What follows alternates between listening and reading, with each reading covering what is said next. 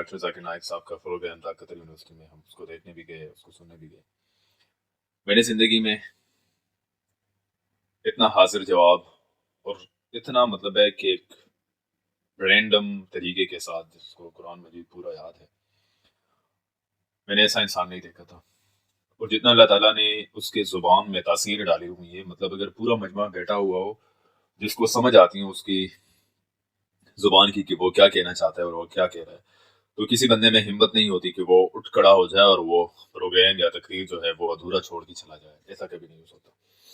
میں نے کبھی سنا نہیں تھا اس کو موبائل پہ یا کمپیوٹر، فیس بک وغیرہ، یوٹیوب چینل اس کا مجھے ابھی بھی نہیں معلوم، میں نے دیکھا نہیں ہے. لیکن میرا ایک آرزو تھا کہ میں اس انسان کو لائیو دیکھ سکوں، قریب سے دیکھ سکوں، ملاقات کر سکوں.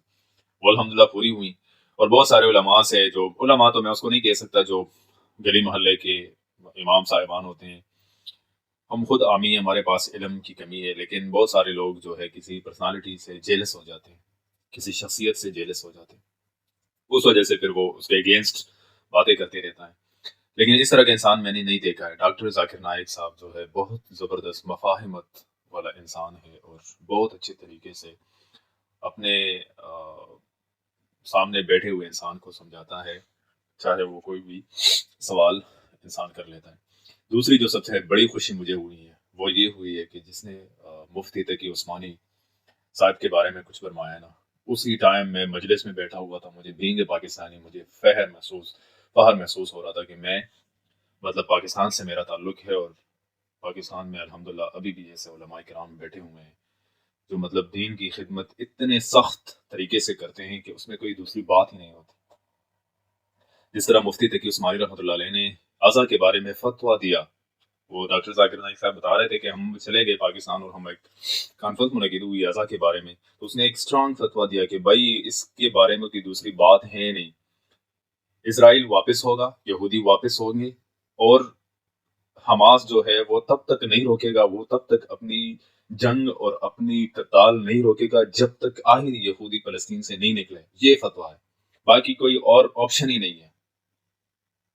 تو مجھے جب یہ بات میں نے سنی تو مجھے بہت اچھا محسوس ہوا، فخر محسوس ہوا کہ ہمارے علماء کرام الحمدللہ اتنے اسٹرانگ ہیں، اتنے مضبوط ہے کہ وہ کس طریقے سے اپنے ایمان کو اور اپنے جذبات کو رکھتے ہیں ساری مسلم دنیا کے لیے.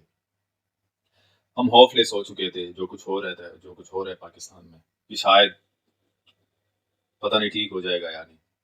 لیکن جب یہ بات میں نے سنی تو انشاءاللہ امید ہے کہ بہت بہتر کچھ ہم کو سننے میں مل جائے، دیکھنے میں مل جائے. کیونکہ پاکستان جیسا بھی ہے، حالات برے ہیں یا اچھے ہیں، غربت ہے، مہنگائی ہے، لیڈرشپ صحیح نہیں ہے جو آج کل بیٹھی ہوئی ہے، لیکن ہمارے علماء کرام جو ہے وہ حق اور باطل، جو صحیح علماء کرام، ایک تو اپنے دین کو پھر دین فروش بیٹھے ہوئے، اپنی دین کو بیچنے والے، فروخت کرنے کے لیے کسی بھی قیمت پہ قیمت لگتی ہیں ان لوگوں کو. لائیو ٹی وی شو میں آ جاتے ہیں اور جو ہے اپنی قیمت لگا کر چلے جاتے ہیں. وہ اس کو میں عالم مانتا ہی نہیں ہوں، وہ عالم ہے یا کچھ بھی ہے. میں اس علماء کی بات کر رہا ہوں جو حق کے لیے لڑتے ہیں، اس علماء کی میں بات کر رہا ہوں. وہ الحمدللہ پاکستان میں ابھی بھی موجود ہے، شکر ہے الحمدللہ کا، اللہ کا لاکھ لاکھ شکر ہے. تو جب میں نے اس انسان کو سنا تو بہت اچھا لگا. کوشش کرے کہ اس کو سنیں، اور کیونکہ بلا جھجک اور بنا ڈر کے جو ہے وہ اسلام کی خدمت کر رہا ہے، اور اسلام کی خدمت کی خاطر اس کو جلا وطن کیا گیا انڈیا سے، اور اب ملیشیا میں رہائش پذیر ہے. بس ایک چھوٹا سا ایک ویڈیو بنانے کو دل چاہا تو اسے بنا کے آپ لوگوں کے ساتھ شیئر کر رہا ہوں. تھینک یو سو مچ. اللہ حافظ. اپنا خیال رکھیے گا.